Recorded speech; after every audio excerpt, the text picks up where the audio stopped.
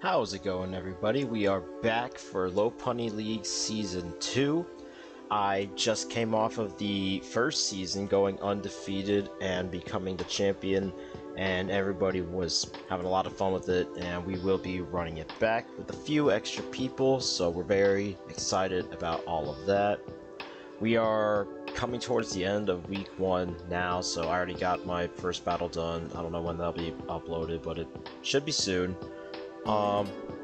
Just wanted to hop on here and give a quick team analysis slash breakdown, kind of maybe make some more content for this, maybe get some more, like putting team analyses in front of the videos, explaining why I brought what I brought, and just kind of, just being able to talk more and make more content on this, I think, now that I got time in the summer to really be able to do so. So, first round, we got Garchomp. I did not expect to get this at all. I'm going to be honest. I was 9th pick overall in the draft, and I was not banking on getting this. I was banking on getting like a Grimmsnarl or something. Oh, so yeah, by the way, this is VGC Reg MB, so all new mons, new megas, new items are illegal, or are legal. No bans, like Floette's legal, all that stuff is legal. The draft style is not a point system, it is a tier system. So that means you get 1 S tier, 2 A tiers, 3 B tiers, 2 C tiers, and 2 D tiers. So it's kind of that old school tiering draft style that you would see in leagues like GBA and stuff like that. So I figured it would just make more sense to kind of have that while the champions roster is so small and you don't really have enough mons available to fill up all the point tiers. Once we get more mons, and I'm sure we'll try a point system at some point though. So yeah, got Garchomp first round. Again, wasn't banking on getting it, but once it came around, I had to take it. I think it's just too good to pass up.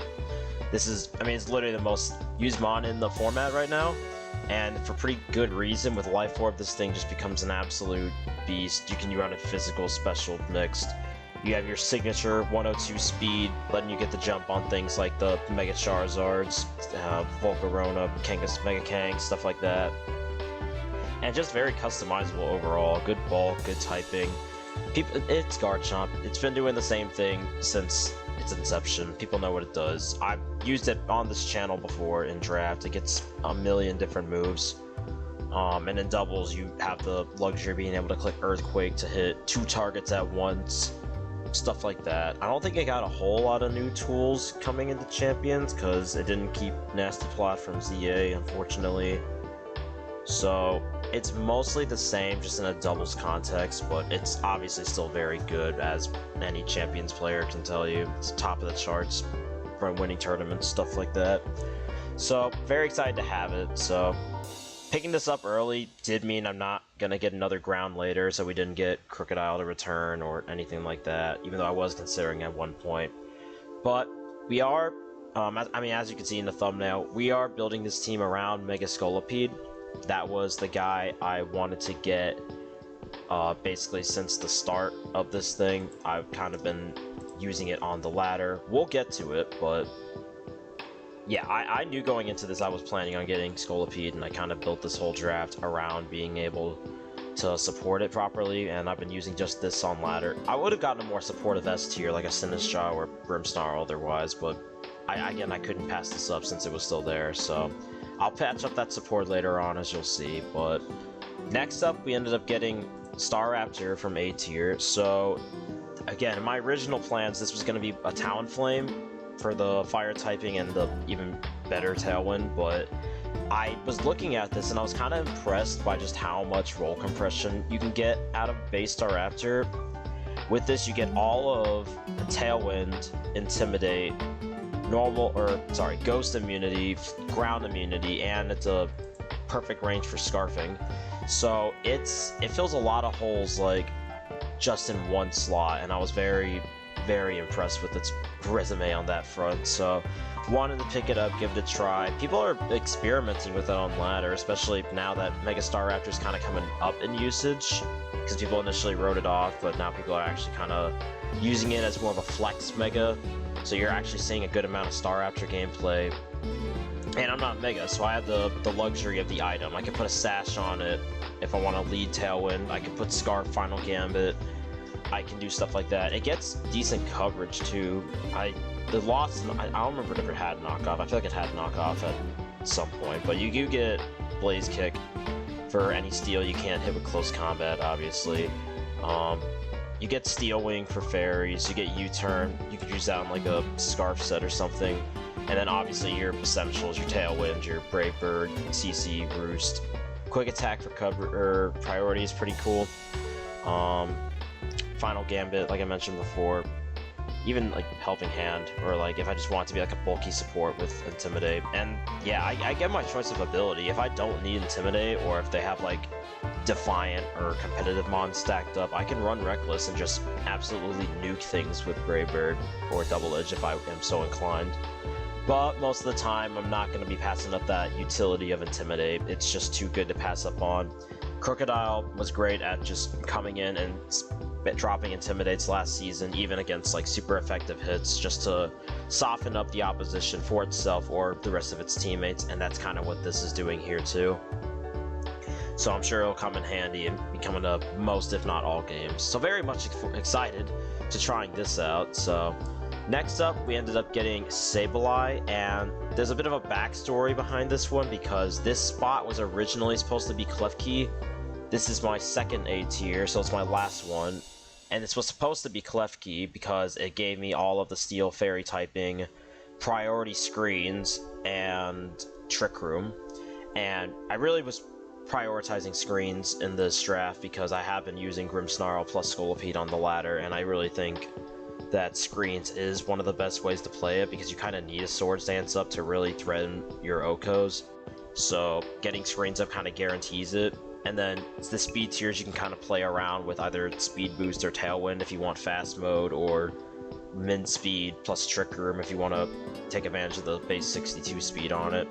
And then screens obviously works in both climates or just completely on its own. So Grimmsnarl was off the table because it was an S tier.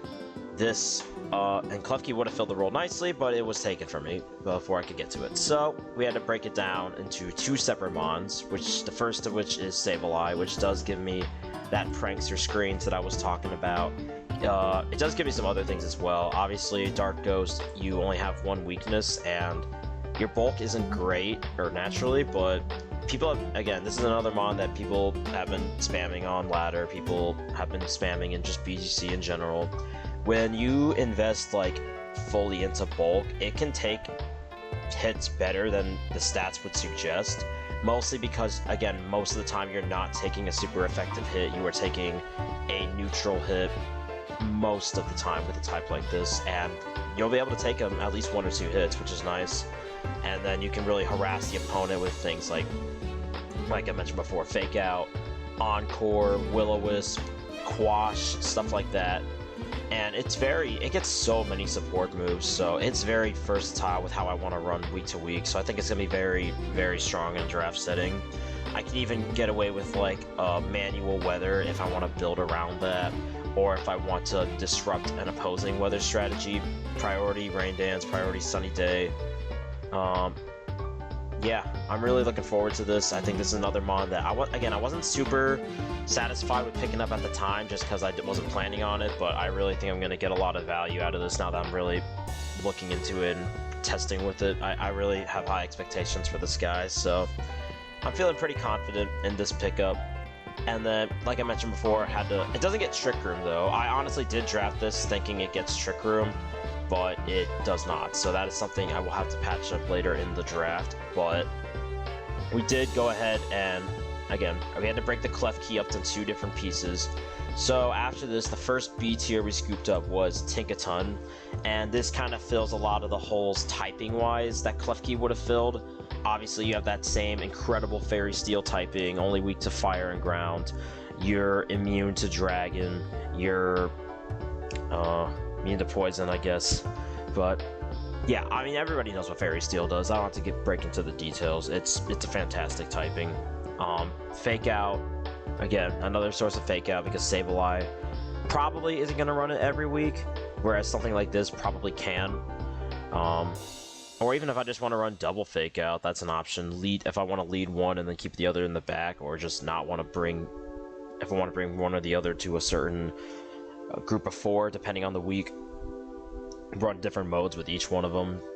That's another thing I can do. This is another Encore user. Not the fastest thing in the world, but also like pretty respectably fast. Like it'll get the jump on things like Toxic Croak I had last season, all the base 8, like Golden Go you're faster than. All that, like, yeah. I don't even think there's any like real base 90s. There's no Landers T, there's nothing crazy. Golden Go is the first thing that comes to mind. Anything in like the 80s I'm faster than. So it'll get its use for sure. And then obviously, yeah, you get things like T-Wave. You have a good stab combo. Gigaton is strong enough to where you don't need to be super physically invested to get use out of it.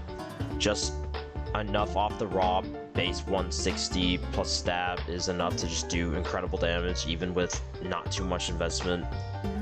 So I'll be able to get away with that on support sets. Baby Doll Eyes is a funny move. I might be able to get away with that at some point. Another Quash user, but again, this is... It kind of isn't as efficient at being a support as something like Sableye or Klefki is, just because you're not Prankster, but you do have the typing and the tools to use it if need be, and then also you can do some, like, 75 attack is kind of bad, but like, again, with Gigaton and just good stab combo and coverage with things like Knockoff and Ice Hammer, you can hit things super effectively pretty easily, so that'll kind of make up for your lack of base attack. And I've used this in a doubles OU league way back in the day, and it was very good in there. I think it came to almost every week, so yeah, I'm pretty confident I'll be able to get this work. Colin, our buddy, had this last season, and he brought it to most, if not all, games. It's just a really good combination of utility. Just utility factors in general, just between the typing and the moves, really. That's all you can really ask of it. Good abilities too. Mold Breaker, I can fake out through, like, Farigiraf, what's the thing, Armor Tail, or any Inner Focus Mon.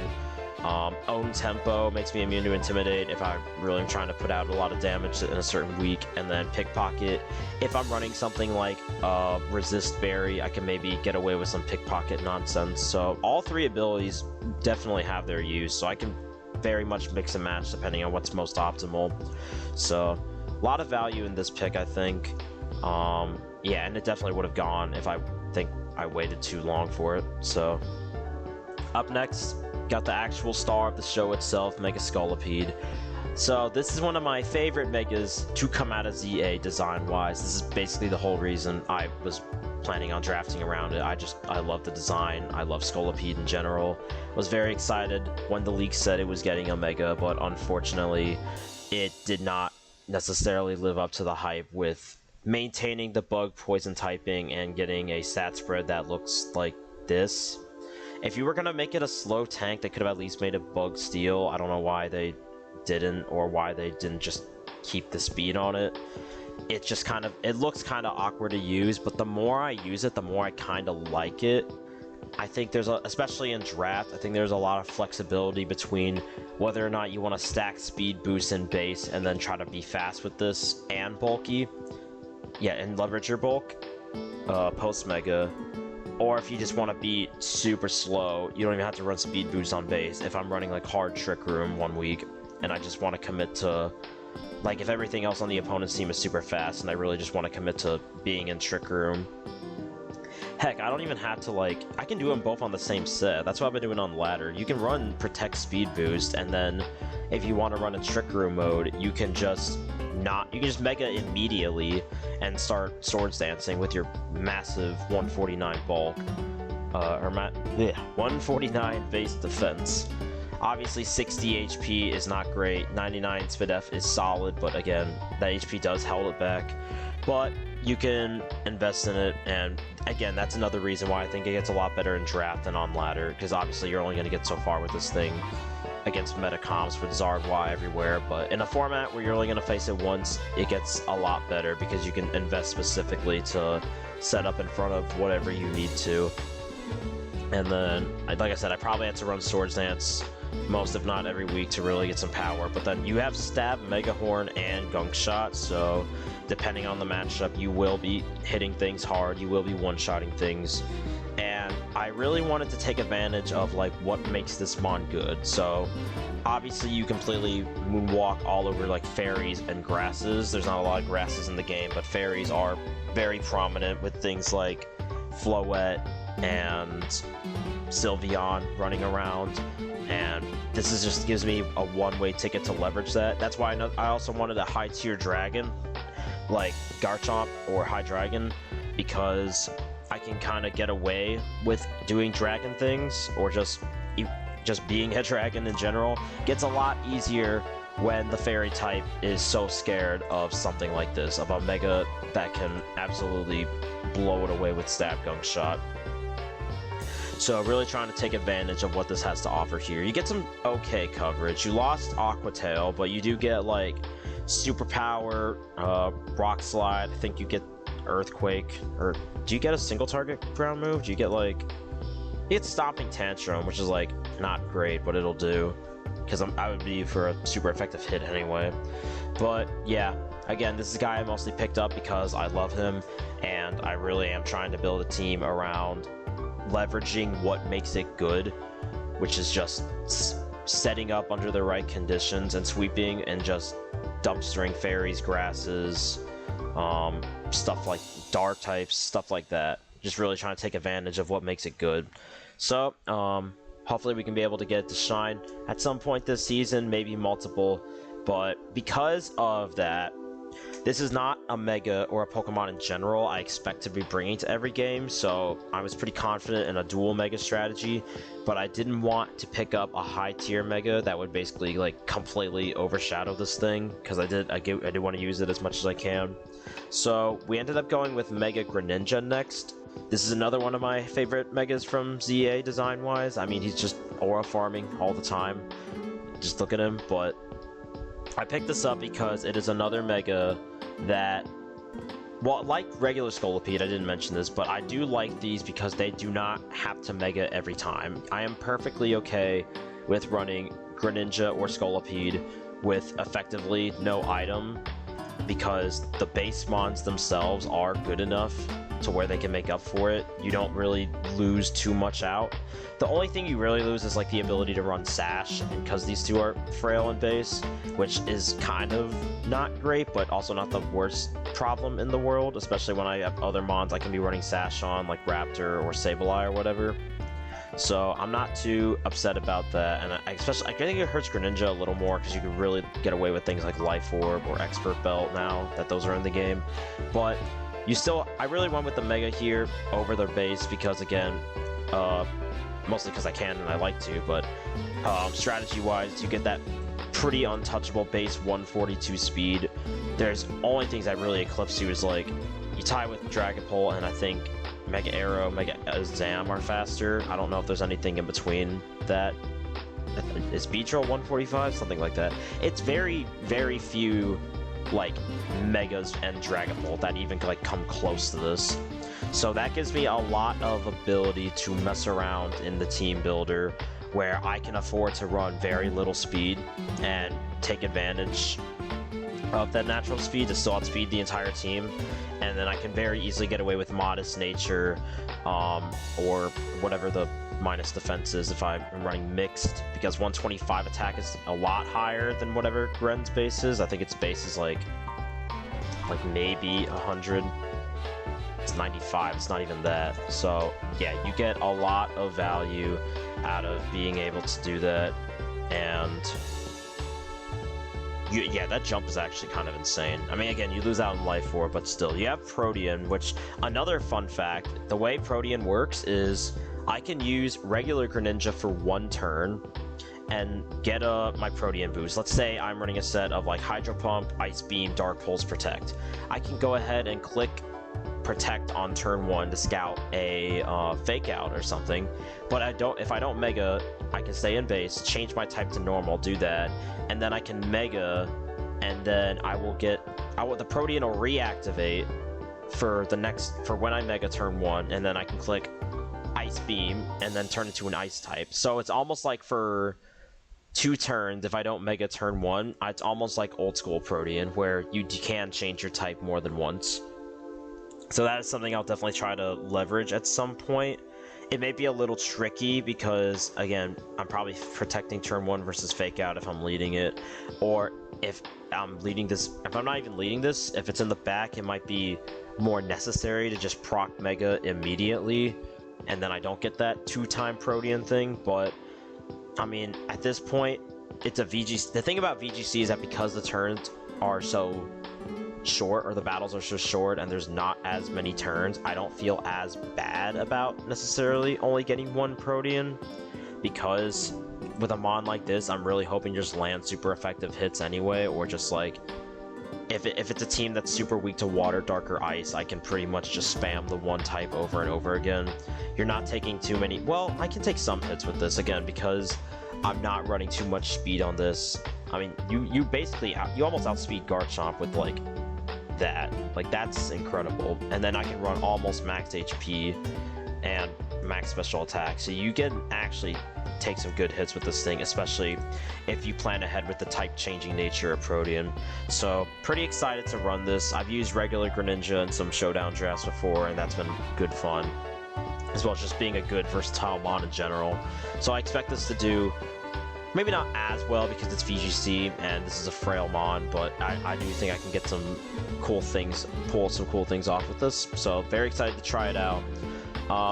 Next up, Hisui and Samurott. So this might seem a little strange since I just was talking about the other water dark type, but my logic with this is this can actually leverage the defensive properties of water dark. It's not a wall, but base 90 HP or 90, 80, 65 bulk is pretty respectable, and Mega Gren is not taking hits anyway, and it's not a water dark type 99% of the time anyway. So this actually gives me the nice benefits of like a fire resist and a ghost resist and a dark resist, things that I had not really had on the, I mean, Tinkaton resists dark, but I didn't really have a proper fire or ghost resist before that. So this is nice to actually give my team a little bit of hit-taking capability. This was a C tier, which I think is actually, in terms of C tiers, this is pretty good. Obviously, it's not the king like it is in singles, where you have Ceaseless Edge, Spike, Spam, but you do have pretty customizable stat spread, very much usable physical and special attack. You're not paper thin, you actually have respectable bulk. 90 HP is actually like pretty high for an offensive mon, all things considered. And 85 is perfectly respectable speed. Again, you get the jump on Golden Go and the base 80s. You're perfectly great at being a Scarfer with things like Flip Turn, Dual Stab, even Scarf Encore is a thing that people have run in singles. Again, it's probably not as easy to get away with in doubles, because switching out in doubles is just a lot more like, has to be a lot more premeditated because you have to switch in the 2 moves. But Encore is a great option to have on this. Obviously, you're doing a ton of damage with your sharpness boosted stabs. Ceaseless Edge is funny because if I lead this and they have a sash in the back, I can pop the sash with the spike that goes up with this. So again, most of the time they're going to be leading the sash users, but if they put a sash in the back, I think it'd be really funny to just have this and be able to pop that and break that as an option. I think that's pretty cool, and obviously chip is chip, so I'm always going to appreciate that. Sacred Sword effectively becomes a 3rd stab with sharpness. It's kind of a nuts boost. You can Sword Stand Sweep if you have a good matchup. You get double priority. You have Jet and Sucker. So again, that's another way to kind of get around your mediocre speed stat, or solid speed stat, honestly. So pretty excited to use this. This is another mon I very much love the design of. I mean, I was not a Samurott guy before Legends Arceus, and I'll be completely honest, this is one of the mons I only started to love because it was so good in competitive singles. But I mean, over time, I just really do appreciate the design. I do think it looks sick. And yeah, I mean, very customizable. I used it in some singles drafts before, and it was very good in those. Very, very good. So, obviously, again, this is another mod where I don't know if the success will 100% translate to doubles just because of the nature of the format, but I do expect it to pull its weight and be just a very good option on not every week, but the weeks it has a great matchup in, I'm sure it'll dominate. So, pretty high expectations for this. Expect it to do great. Happy to be here. Musharna. This is when we start getting into, I have 2 D tiers and a B tier left at this point, and I think in the draft there was like one other team that maybe had a B tier slot left, and I was colluding with them, so we weren't. My last B tier is not getting sniped, so I knew I could sit on it. So I wanted to scoop up my 2 D tiers next just to make sure I could get them secure, because a lot of the D tiers were trash, and I wanted things that I could actually see myself bringing to a game. And Musharna is one of those. This gives me the aforementioned Trick Room user I was talking about with some actually pretty great bulk. Like, this is higher base stats than Farizaraf. I was very surprised. So I think this actually gets a lot of value out of being a D tier. And I know I'm not the only one, because as soon as I took it, at least 3 different people were complaining that it got sniped from them. So happy I got to get some of that action in as well. 3 useful abilities, especially for draft. Forewarn, I can use this to scout out like super effective coverage, or just like, actually I don't know how that works. I don't know if it's based on what move would do the most damage, or literally just the highest power move, like a Giga Impact or whatever, but it is just a fun thing that I can slap on to scout things like that, scout the sets, scout the moves. Gives me information, which is very big in draft format. Synchronize is probably the ability I'm using the least, but if I am up against maybe like a Mega Skull villain or something that has giving status out as like a big part of the game plan, then maybe I can leverage that to some degree. I guess not Skull villain because I can't burn it, but in some situations I could see this happening, but probably not, to be honest. The big one is telepathy. This is probably the one I'm running most of the time, because I could sit this next to Garchomp and click Earthquake, for example. I don't really think I have anybody else that targets teammates, now that I think of it. Maybe like Surf Greninja is another thing I can do with telepathy, but yeah, it's more specific, but the matchups it's good in, or the team compositions that it's good in, it's very good in. So very glad to have that here. It's another thing I can set next to Garchomp. I can get away with Surf Greninja, becomes an option with this. Although actually probably not, because I'm probably not running Trick Room and Greninja on the same mode, but still. The move pool is like alright. I mean, it's not anything crazy. It's Psychic Fairy Grass coverage, which is, I mean, Psychic Fairy coverage alone is pretty good. I mean, look at Lele. You get some cool supports. You get Yawn, which is actually pretty heat, because you can set up Yawn and then set up Trick Room, something like that. T-Wave is an alternative mode of speed control. Do you get dual screens or just reflect? You do get dual screens, so I could slap a Light Clay on this if Sableye is filling some other role and I don't want screens on that. I could run it on this. Yeah, I mean, it may be a Calm Mind Sweep. If Sword Power looks really good, I can try to set this up and plan around that. That'd be pretty fun. Imprison, I can run Imprison Trick Room and shut down opposing strategies. That's pretty cool. So yeah, this is a D tier, but Ally Switch, it's a D tier, but one that I think gets a lot of bang for the buck. So it's not the kind of mod that comes to every match, but I think it's very good at what it does. So again, especially that's draft. A lot of mons that are bad that you will never see on ladder become a lot more valuable when you only have to face 10 other mons and like 2 of them are meta. So I expect this to come out at some point, hopefully, and yeah, I'll be able to leverage the Trick Room mode with this. Next up, second and last D tier is Aurorus. This is something I was eyeing since the beginning of the draft, because it is, as a D tier, this is another thing I think I can get a lot of value of. Again, considering D tiers is stuff like Simisage and Galarian Stunfisk, like things that just like have no use at all.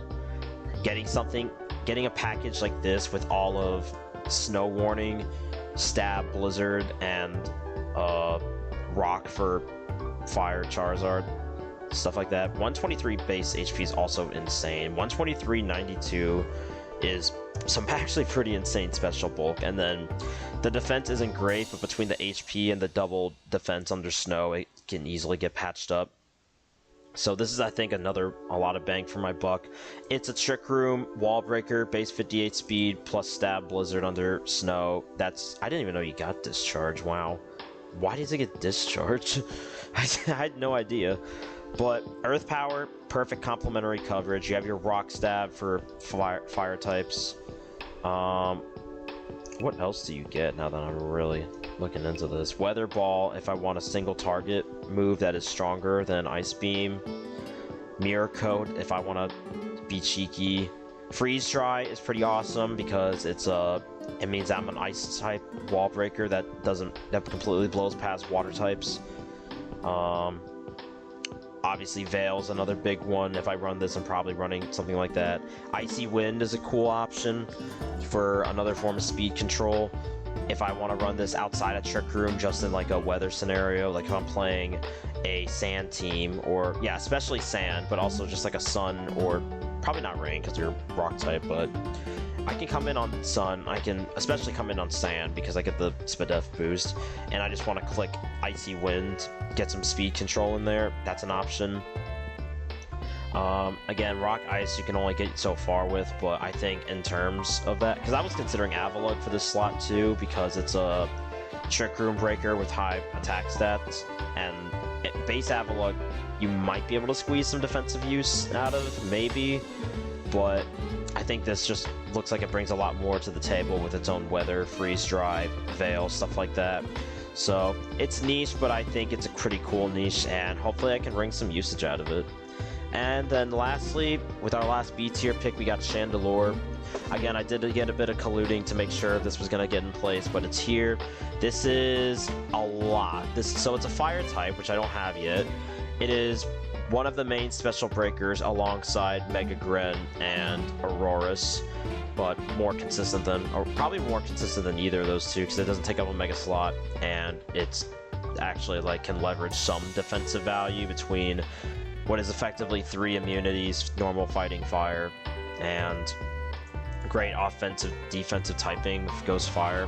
145 base special attack, Heat Wave, Shadow Ball, Overheat.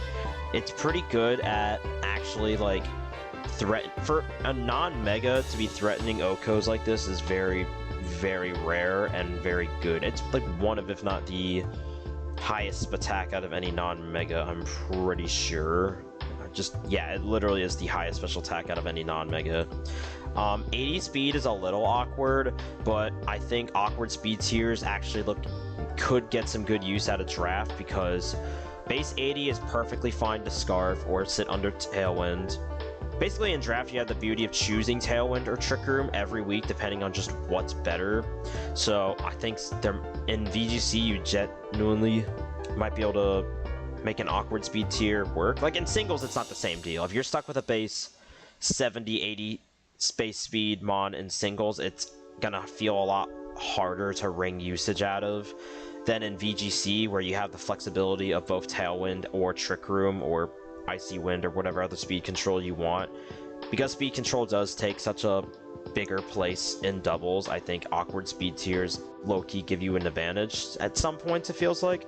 Obviously, it's not perfect, but for example, something like Greninja is kind of only flexible in, or not flexible, it kind of only works on modes that are going for full speed and trying to outspeed everything, versus something like this I could use in Trick Room, which it also learns itself. It is a Trick Room setter that is a Ghost type, so it is immune to Fake Out.